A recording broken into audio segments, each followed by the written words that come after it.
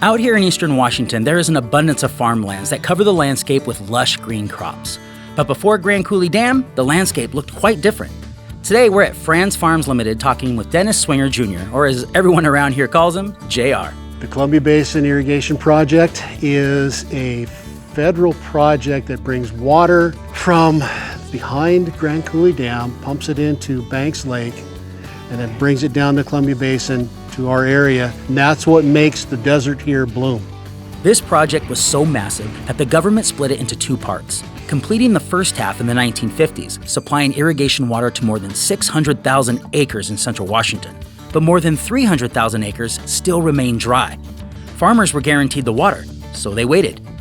Nate Andrini is the Assistant Manager for Technical Services at the East Columbia Basin Irrigation District. All these guys out here are part of the second half, and they have been waiting for water after being told that they were going to get water since the 1940s. Tremendous soil, we've got tremendous climate to make this happen, but it needs water. So you need some irrigation help. We need irrigation to make these high-value crops happen. But farmers have a reason to celebrate today. This is a positive pressure pump plant, which means we're pushing water uphill. Caleb Vance is a ditch rider for the East Columbia Basin Irrigation District. He mans the first operational pump plant in the area called the 47.5. This pumps water from the Columbia Basin Project up to farmers, allowing them to stop using well water from the aquifer and finally start using water from the dam so many years later.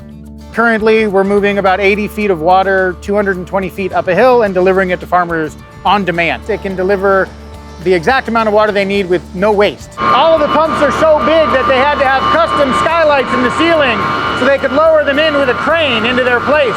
We currently only have 4 pumps actually running. As it gets hotter or the potatoes get more mature, farmers need more water on demand, we can give them more. This is the main line, the output for the whole pump plant. Goes into the ground and then way up over the hill. Goes about 9 miles to the end of the line. I think it's got 113,000 feet of water in it, which is many millions of gallons. But what does this water allow farmers to do? Produce more potatoes than anywhere else in the nation. We're finally receiving water that my great-grandfather signed up for. Really? Yeah, this is water that he signed up for in the 20s. It seems so forward-thinking, because he didn't get to see the benefits of this, did he? No, not at all, but that's farming.